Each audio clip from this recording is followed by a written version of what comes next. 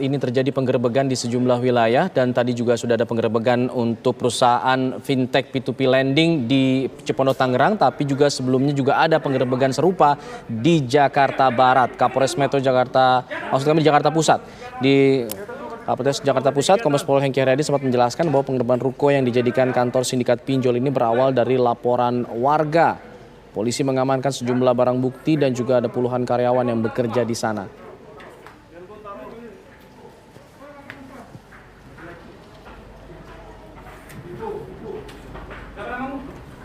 Tangan di atas semua, jangan main handphone. Diam, tidak ada yang main handphone. Atas lagi ada. Diam, tidak ada yang main handphone, tidak ada yang... Ya.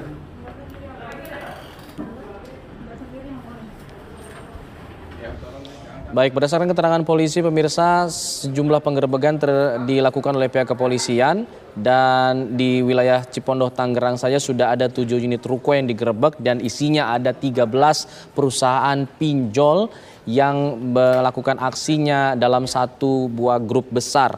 Dan ini merupakan instruksi dari pihak Kapolri untuk menertibkan perusahaan-perusahaan fintech P2P lending atau ya bahasa populernya adalah pinjol, pinjaman online yang disebut sudah meresahkan masyarakat.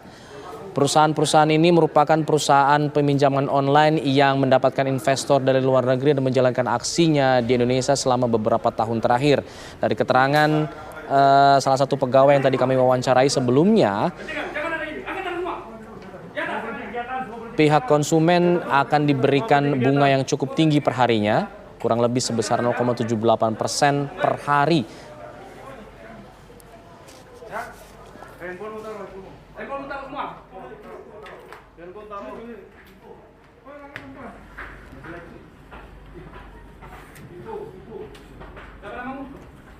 Tangan di atas semua, jangan main handphone.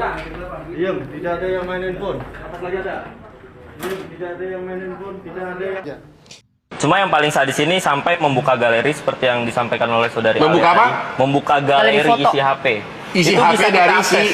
Itu bisa kita akses. Oh, dan sistemnya bisa lihat bisa apa di kita dalam akses isi nomor HP-nya? telepon, kontak, seluruh panggilan masuk, Sampai isi ke foto-foto. pesan, Dari si debitur ya? Iya. Karena itu kenapa itu bisa terjadi? Karena ketika kita membuka aplikasi menyetujui, email kita sudah diserap oleh mereka. Hati-hati itu kalau ada termasuk setuju-setuju pelanggaran tuh hukum berat harus. menurut saya, Bang Otman. Itu yang perlu diperhatikan lagi. Ini nomor emailnya ya? Iya, nomor email HP. Email, sistem HP. Nomor emailnya ya? Iya, Oke. betul. Makanya banyak kejadian. Terus yang sudah kau dapat, kau apain? Orang-orang itu kau kirimin semua, mertuanya, kita share kakeknya? semua. Iya, jadi semua kontak itu kita bikinkan grup, kita sebar fotonya di situ. Kalau inilah orang yang tidak bayar utang, begitu? Iya, betul. Ya, sebelumnya Presiden Joko Widodo menyoroti maraknya kasus pinjaman online atau pinjol yang merugikan dan meresahkan masyarakat. Jokowi mengaku banyak memperoleh informasi mengenai penipuan dan juga pidana keuangan dari aktivitas pinjol ilegal tersebut. Financial technology semakin berkembang, fenomena sharing ekonomi semakin marak dari ekonomi berbasis peer-to-peer hingga business to business. Tetapi pada saat yang sama saya juga memperoleh informasi banyak penipuan dan tindak pidana keuangan telah terjadi. Saya mendengar masyarakat bawah yang tertipu dan terjerat bunga tinggi oleh pinjaman online yang ditekan dengan berbagai cara untuk mengembalikan pinjamannya. Momentum ini harus disambung dengan upaya membangun ekosistem keuangan digital yang kuat dan berkelanjutan. Ekosistem keuangan digital yang bertanggung jawab, memiliki mitigasi risiko atas kemungkinan timbulnya permasalahan hukum dan permasalahan sosial. Kerugian dan meningkatkan perlindungan kepada masyarakat. Presiden Jokowi menyoroti maraknya kasus pinjaman online atau pinjol yang merugikan masyarakat. Jokowi mengaku banyak memperoleh informasi penipuan dan pidana keuangan dari aktivitas pinjol ilegal. Diakui Jokowi, gelombang digitalisasi dalam beberapa tahun terakhir semakin berkembang.